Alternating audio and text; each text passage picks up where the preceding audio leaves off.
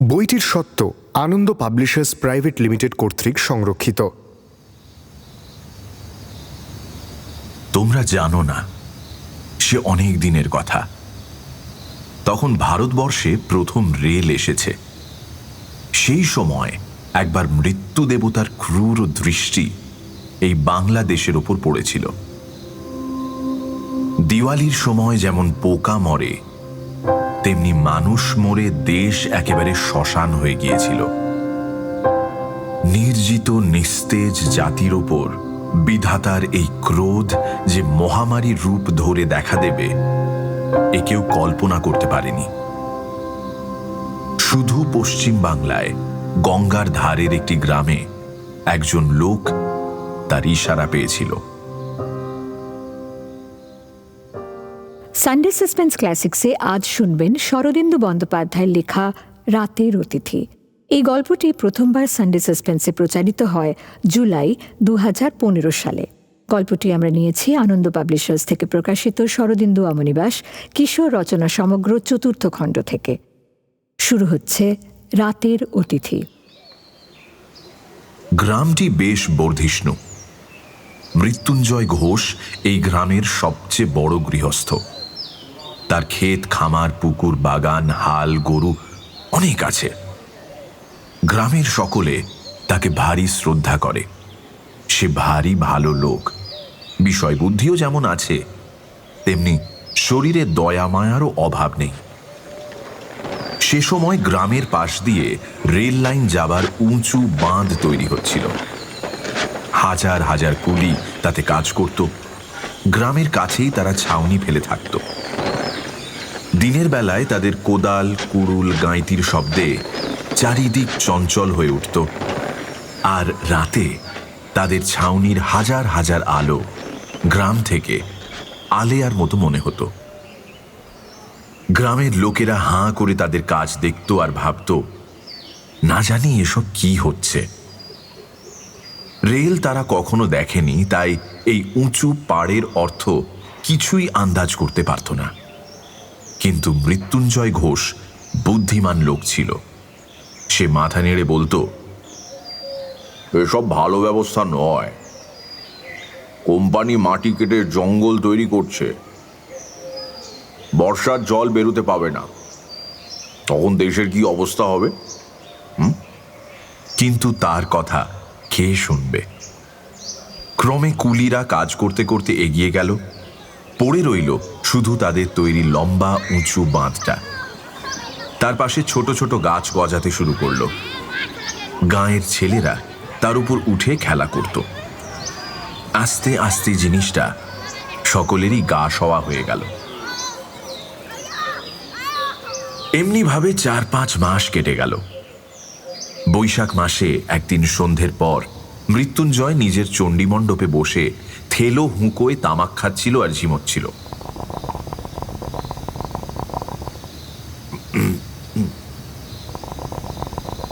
এক পায়রা মটর প্রমাণ আফিম খাওয়া তার অভ্যেস ছিল। তার উপর হুঁকোয় মৃদু মন্দ টান দিতে দিতে মৌতাত বেশ জমে এসেছিল। এমন সময় খটখট শব্দ শুনে চমকে উঠে মৃত্যুঞ্জয় দেখল, প্রকাণ্ড লম্বা একটা লোক লাঠি হাতে করে সামনে এসে দাঁড়িয়েছে। অন্ধকারে তার চেহারা দেখা গেল না। মৃত্যুঞ্জয় বলে উঠল, কি চাও? হ্যাঁ, কে তুমি? অতিথি। অপরিচিত লোকটার গলার আওয়াজ শুনে মৃত্যুঞ্জয়ের হাড়ের ভেতরে মজ্জা পর্যন্ত যেন জমে গেল। এমন আওয়াজ সে জীবনে কখনো শোনেনি। ঠিক সেই রকম আওয়াজ, মানে কানে গেলেই গা শিউরে ওঠে। মৃত্যুঞ্জয় কোনো রকমে হাতের হুঁকোটা খুঁটিতে হেলান দিয়ে রেখে জিজ্ঞাসা করল, কোথা থেকে আসা হচ্ছে? ওপার থেকে। মৃত্যুঞ্জয় মনে করল গঙ্গার ওপার থেকে। সে তখন চাকর ডেকে আলো আনতে বলল। অতিথি অভ্যাগত মৃত্যুঞ্জয়ের বাড়িতে প্রায় আসত, কেউ নিরাশ হয়ে ফিরে যেত না। আগন্তুকদের থাকবার জন্য একটা ঘর ছিল। তারা যতদিন ইচ্ছে থেকে খাওয়া দাওয়া করে নিজের গন্তব্যস্থানে চলে যেত। চাকর আলো নিয়ে এলো। তারপর অতিথির চেহারাখানা দেখা গেল। মাথার উপর মস্ত একটা পাগড়ি, তার ল্যাজটা মুখের চারিদিকে এমন ভাবে জড়ানো যে মুখের কোনো অংশই দেখা যায় না। শুধু চোখ দুটো যেখানে থাকা উচিত সেখান থেকে যেন একটা কালো আভা বেরোচ্ছে। সর্বাঙ্গে একটা কালো চাদর ঢাকা, পায়ে নাগরা জুতো। লাঠিটা যে হাতে ধরে আছে সে হাতের কবজি পর্যন্ত শুধু দেখা যাচ্ছে। আবলুসের মতো কালো। মৃত্যুঞ্জয়ের প্রাণে বড় ভয় হল। এই গ্রীষ্মকালে লোকটা আগাগোড়া চাদর মুড়ি দিয়ে আছে কেন? মুখ দেখাচ্ছে না কেন? চোর ডাকাত নয় তো? মনে মনে সে এই কথা ভাবছে, এমন সময় অতিথি খলখল করে হেসে উঠল।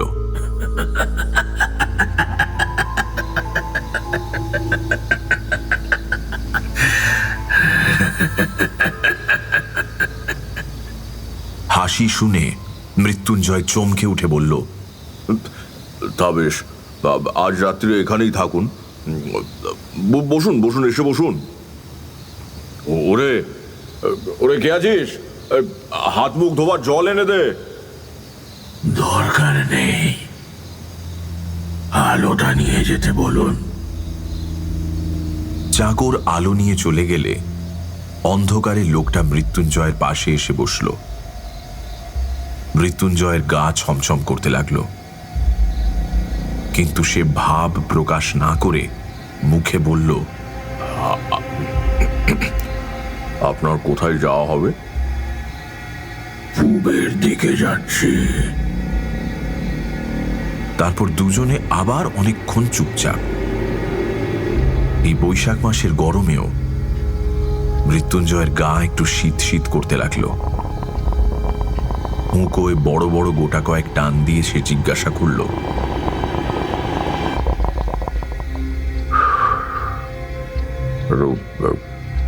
তামাক খাবেন নাকি? আনিয়ে দেব? আবার সেই খলখল হাসি।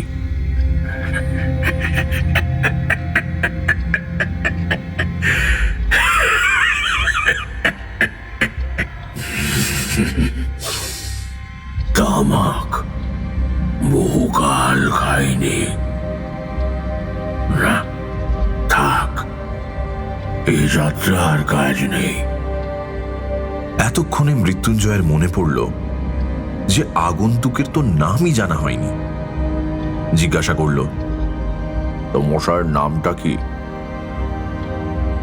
অতিথি হঠাৎ উঠে দাঁড়ালো। অন্ধকারে মনে হলো যেন তার চোখ দিয়ে কালো আগুন বেরোচ্ছে।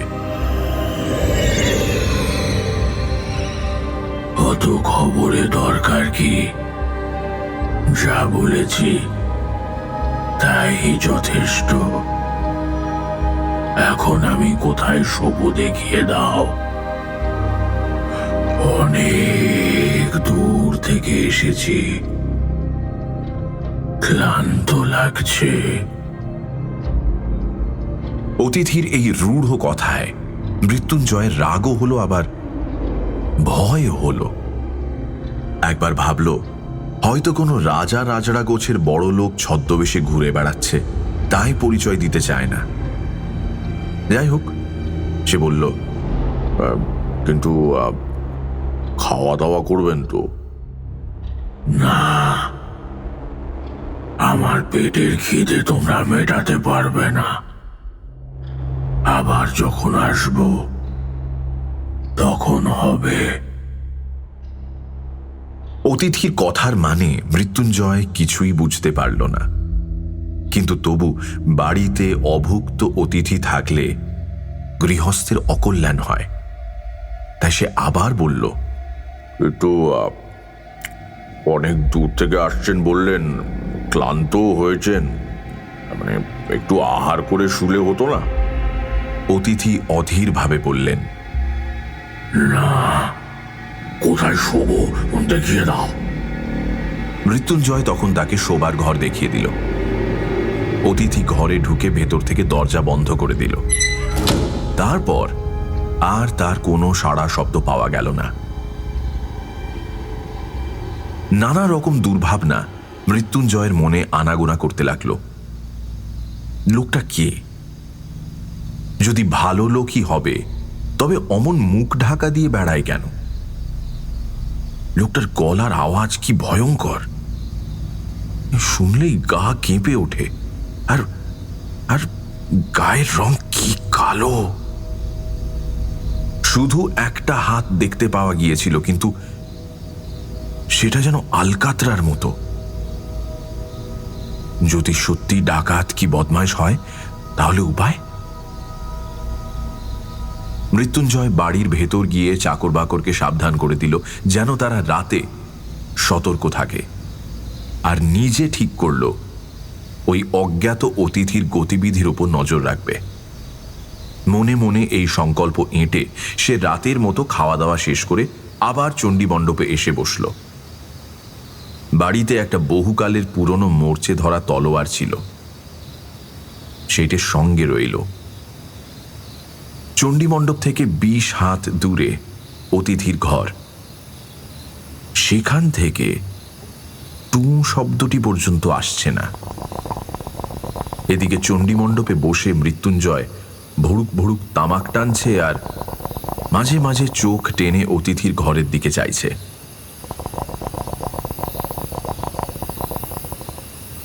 ক্রমে রাত বেড়ে চলল। গ্রাম একেবারে নিশুতি হয়ে গেল। কৃষ্ণপক্ষের আকাশের বড় বড় তারাগুলো দপদপ করে জ্বলতে লাগলো। একবার মৃত্যুঞ্জয় পা টিপে টিপে উঠে অতিথির দরজায় আড়ি পেতে শোনবার চেষ্টা করল অতিথি জেগে আছে কিনা, কিন্তু কোনো শব্দই সে পেল না। এমনকি অতিথির নাক ডাকার শব্দ পর্যন্ত নয়। তখন সে ফিরে এসে আবার তামাক সেজে টানতে লাগল। এমনি ভাবে রাত দুপুর পার হয়ে গেল। হুঁকো হাতে করেই মৃত্যুঞ্জয় ঝিমিয়ে পড়েছিল। হঠাৎ কিসের শব্দে চটকা ভেঙে চোখ চেয়ে দেখল আকাশে হলুদ রঙের এক টুকরো চাঁদ উঠেছে। তারই আলোতে বাইরের প্রকৃতি অস্পষ্টভাবে দেখা যাচ্ছে। শব্দটা কোন দিক থেকে এলো সে ধরতে পারেনি, তাই কান খাড়া করে রইল। কিছুক্ষণ বাদে খুট করে আবার শব্দ হলো, যেন কে খুব সন্তর্পণে অতিথির ঘরের দরজা খুলছে। মৃত্যুঞ্জয় নিঃশব্দে হাতের হুঁকো নামিয়ে রেখে সেই দিকে এক দৃষ্টে তাকিয়ে রইল। কিছুক্ষণ আবার নিস্তব্ধ। তারপর অতিথির ঘরের দরজা দিয়ে একটা মূর্তি বেরিয়ে এলো। চাঁদের আবছায় আলোতে তার চেহারা দেখে মৃত্যুঞ্জয়ের বুকের স্পন্দন যেন হোঁচট খেয়ে দাঁড়িয়ে পড়েই আবার উন্মত্ত বেগে ছুটতে আরম্ভ করল। সে দেখল মানুষ নয়, একটা আস্ত মানুষের কঙ্কাল উলঙ্গ হয়ে বাইরে এসে দাঁড়িয়েছে। কিন্তু আশ্চর্যের বিষয়, তার হাড়গুলো সাদা নয়, কুচকুচে কালো। পাঁজরার ভেতর দিয়ে এপার ওপার স্পষ্ট দেখা যাচ্ছে, আর হাতে সেই লম্বা লাঠিটা। চণ্ডী মণ্ডপের অন্ধকারে বসে মৃত্যুঞ্জয় অষ্টমীর পাঁঠার মতো কাঁপতে লাগল। কঙ্কালটা একবার ঘাড় বেঁকিয়ে সেই দিকে ফিরে দেখল, তার মাংসহীন মুখে সারি সারি দাঁতগুলো চাঁদের আলোয় বিকট হাসির মতো মনে হলো। তারপর সে উঠোন পার হয়ে বেরিয়ে চলে গেল। তার মূর্তিটা বাইরে মিলিয়ে যেতেই মৃত্যুঞ্জয় ধড়মড় করে উঠে দাঁড়ালো। চেঁচামেচি করে লোকজন জড়ো করবার ক্ষমতা ছিল না, গলা শুকিয়ে একেবারে কাঠ।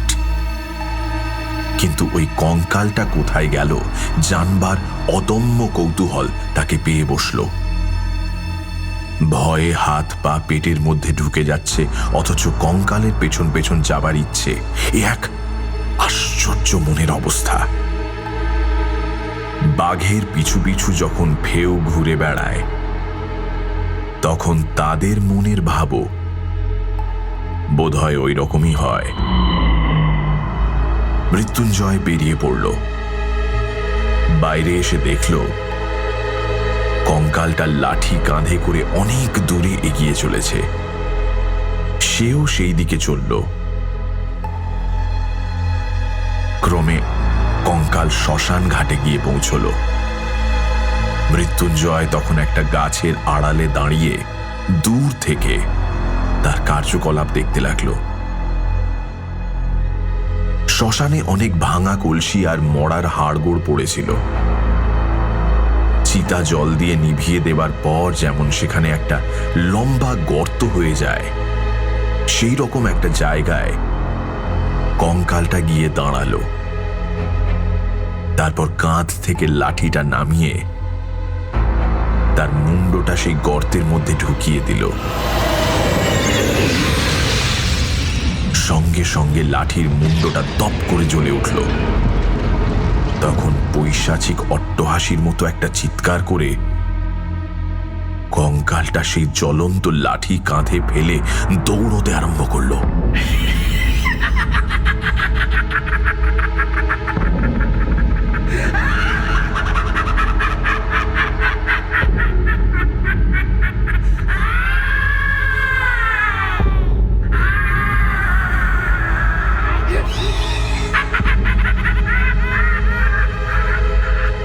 মৃত্যুঞ্জয় মন্ত্রমুগ্ধের মতো তার পিছনে ছুটতে লাগলো। তখন তার আর বাহ্য জ্ঞান নেই। স্বপ্নে যেমন নিজের দেহ মনের ওপর কোনো অধিকার থাকে না, তেমনি অসহায়ভাবে সে কঙ্কালকে অনুসরণ করে ছুটে চলল। লাঠির আঘাতে আগুন জ্বলছিল বটে, কিন্তু তা থেকে আলোর চেয়ে ধোঁয়াই বেশি বার হচ্ছিল। মৃত্যুঞ্জয় দেখল ধোঁয়াটাও ঠিক যেন ধোঁয়া নয়, যেন রাশি রাশি কালো পোকা বেরিয়ে চারিদিকের বাতাসে ছড়িয়ে পড়ছে। যেন অগণ্য অসংখ্য মশা সেই আগুনে জন্মগ্রহণ করে আকাশ ছেয়ে ফেলছে।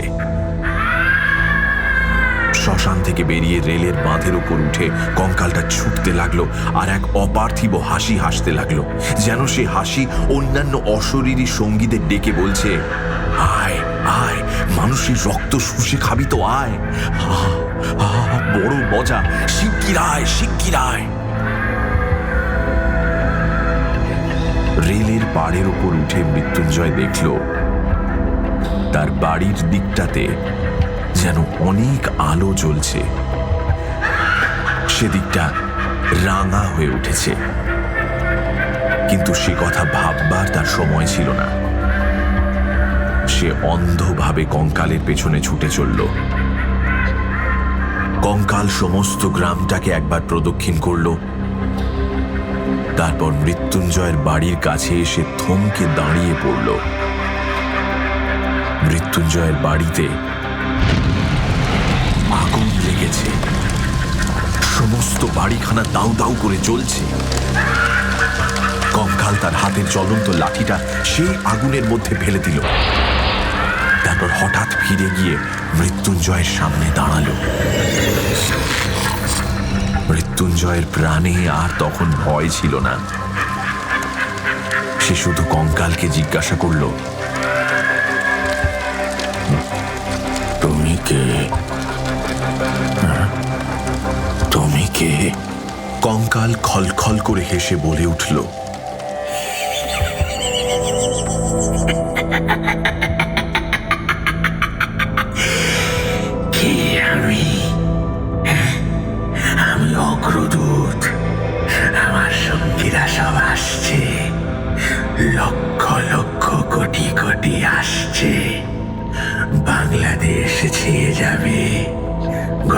ঘরে মরা কান্না উঠবে, তারপর চিতায় দেবার লোকও থাকবে না।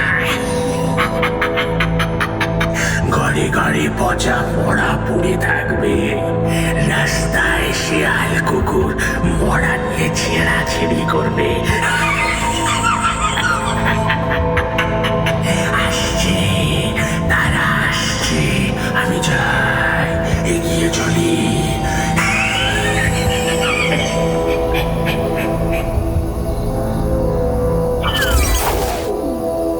এই পর্যন্ত বলে কঙ্কাল যেন হঠাৎ হাওয়ায় মিশিয়ে গেল। পূব দিক তখন ফর্সা হয়ে আসছে। মৃত্যুঞ্জয় সেই দিকে তাকিয়ে দেখল, মনে হলো যেন ধোঁয়ার মতো প্রকাণ্ড এক ঝাঁক মশা সঙ্গে করে নিয়ে লম্বা পা ফেলে কঙ্কালটা পূব দিকে এগিয়ে চলেছে। এতক্ষণ পরে সে অজ্ঞান হয়ে পড়ে গেল।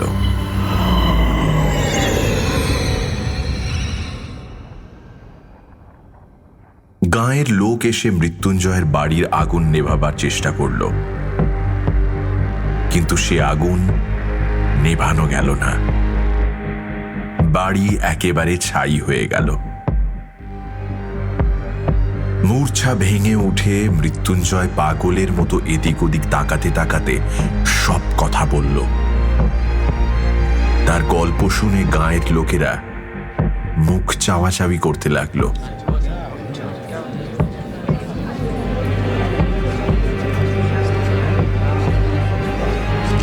তারপর যে যার বাড়ি ফিরে গিয়ে এই কথাটাই আলোচনা করতে লাগলো যে কাল রাতে মৃত্যুঞ্জয়ের আফিমের মাত্রা নিশ্চয়ই 1 মটর থেকে 2 মটরে উঠেছিল।